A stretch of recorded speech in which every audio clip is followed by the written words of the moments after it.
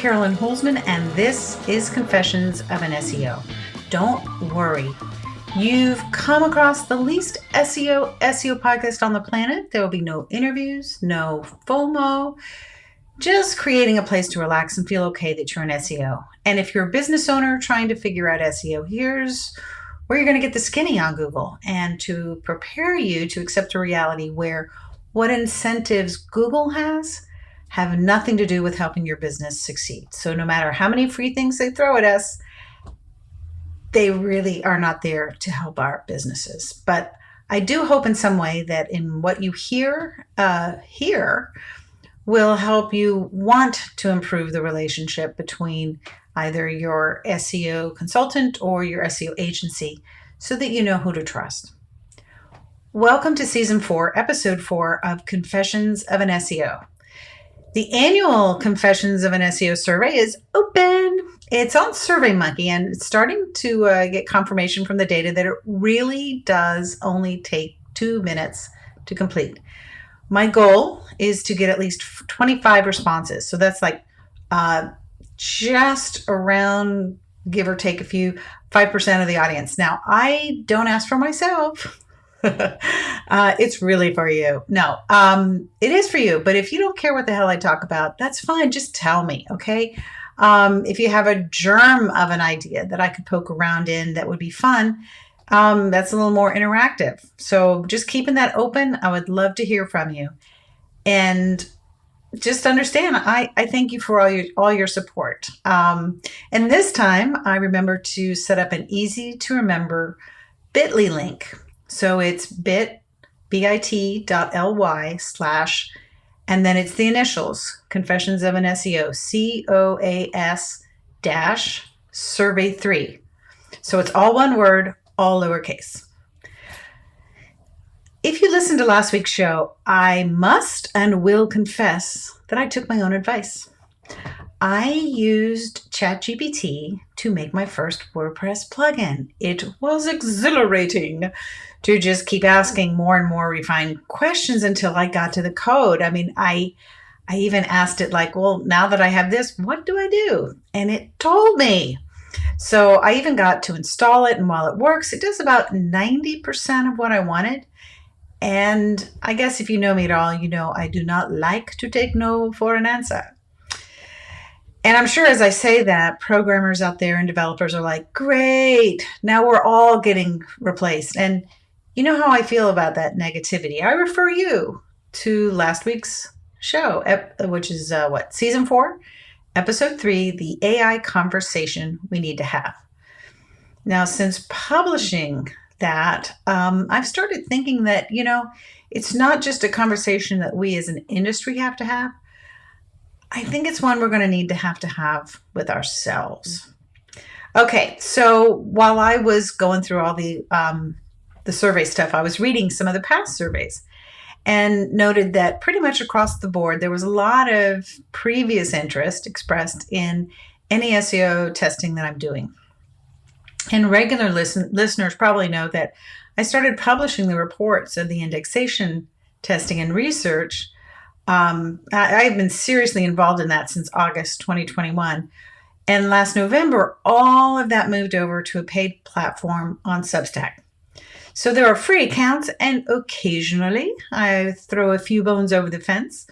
But basically, paid accounts get to take advantage of the fact that I run indexation tests every day. I run them on the indexation system because I want to see how it works. And I do that by comparing and contrasting, like what if we request it through Search Console? What if we request it through Google's indexing API? Literally, when things change, I know about it. Not because I'm waiting to see results, but I'm watching the mechanics of indexation as it starts from the crawling. So consequently, that kind of, I guess the way you describe it is like my ear is to the ground when it comes to the indexation system. And anybody talking about it, I want to hear what their thoughts are. It also gives me the research data, also gives me alternative explanations to the events which members of our own industry who don't do what we do, right? What we do is frontline work in the SERPs, but they, because of, I guess, a certain elevation that our industry has given them, they try to explain without any supporting data except for volatility. And what they say, pretty much our industry on the whole simply takes at that face value and treat it like gospel. Now, this past week, there was an article by Tomek Rudzki. Yeah, I'm learning different names. Sorry about that. I will get better. Now, Tomek is head of research and development at Onely. And through his work there and his indexation work there, he created a software called ZipTie. And it's to help more sites get more of their content indexed into Google. But here's how I heard about it, and I'm going to share it with you. He wrote an article providing evidence that at least 9 sites that are being monitored on their system multiple times experienced repeated disappearance from and reemergence back into the SERPs over various weekends. And when he said they disappeared, my thought was, well, how could he tell that? Because that's pretty cool if you can immediately know. Well, that's what their software does. It monitors when content is in and when it's out of search results. Now, they call it, and I'm not kidding, de-indexation alerts. Now, I just signed up, but I think the more accurate description of it would be deserving alerts. But I digress. To save you from asking, I did sign up. They do have a 2-week free trial.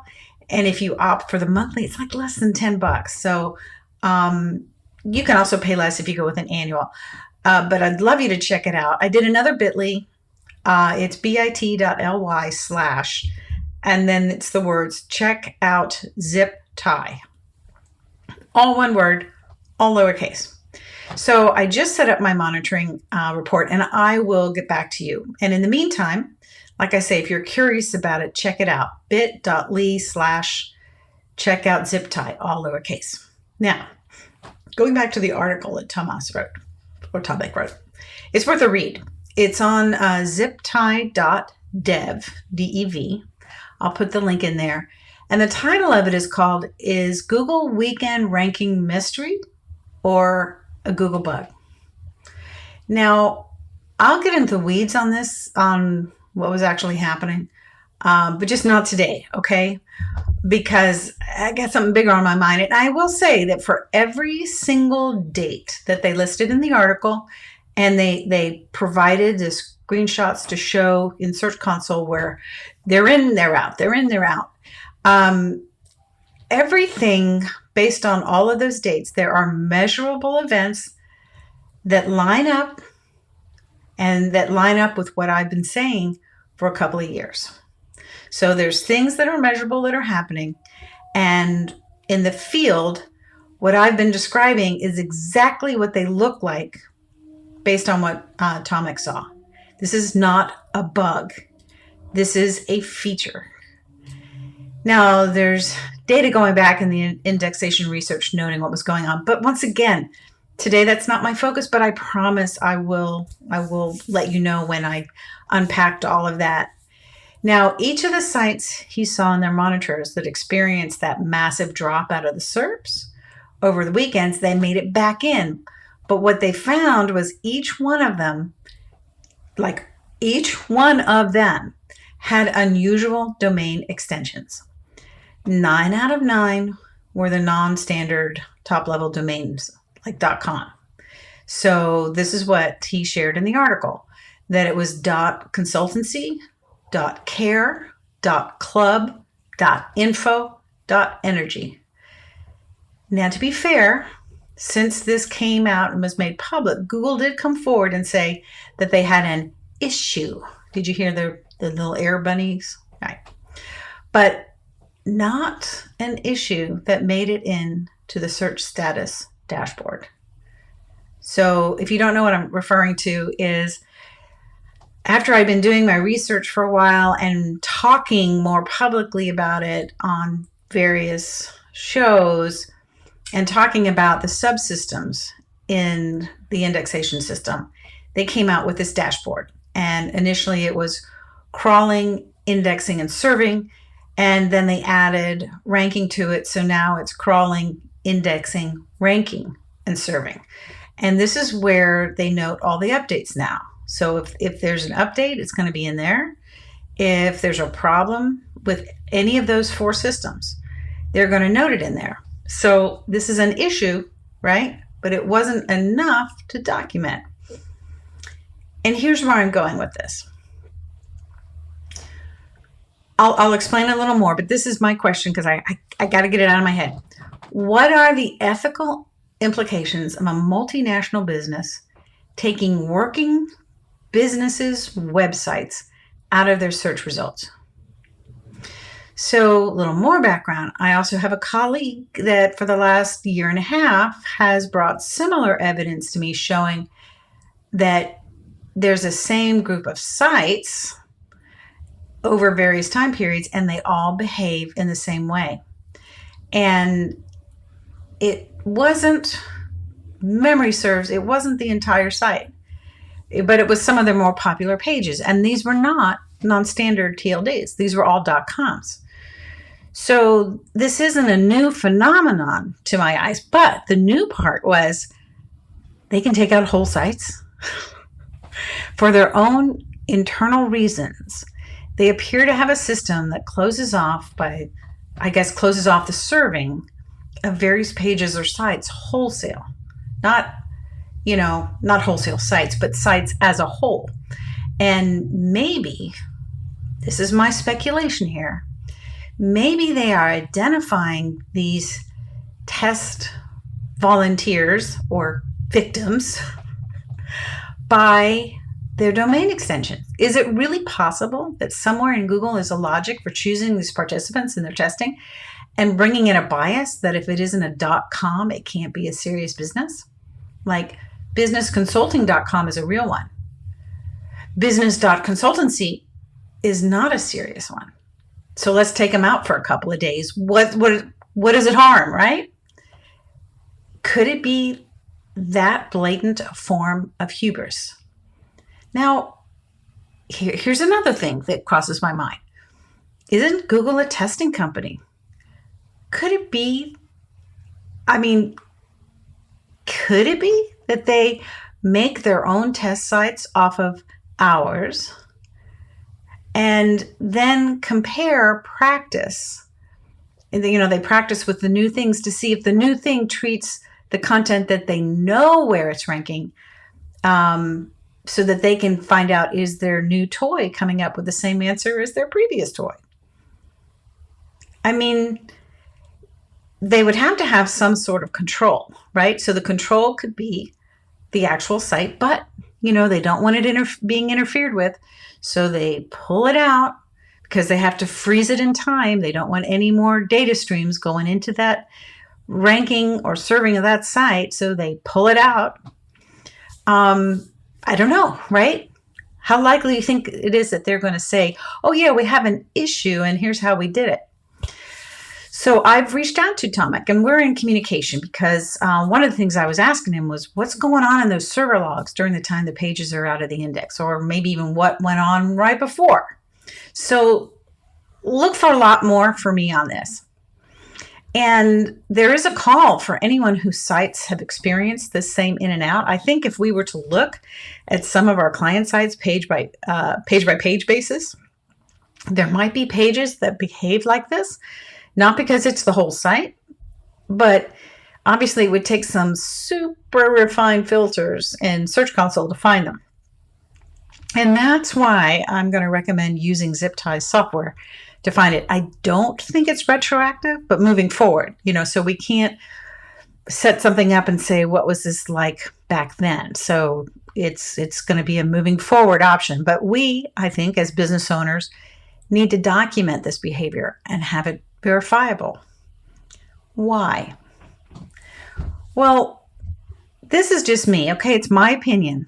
But my question is, you'll know what my opinion is by when you hear my question.